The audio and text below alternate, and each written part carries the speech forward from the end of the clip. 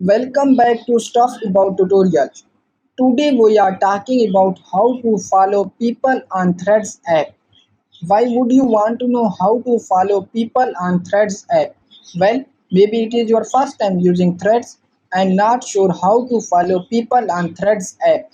So today I am going to show you how to follow people on Threads app. Check video description and I will try to leave the written instructions. Following people on Thread app is quite simple and easy to do, and the process is same for Android and iOS devices.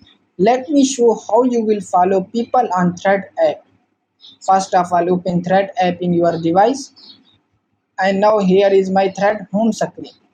And then first click on search icon in the left bottom, and now there are many people here, and like I want to follow these guys. So just click on follow button, otherwise open this account and then click on follow button, and this account has been added to your following list. So there you go. If you were wondering how to follow people on Thread app, that is the easiest way I know. If you know another way, please leave a comment below. Be sure to subscribe for more videos.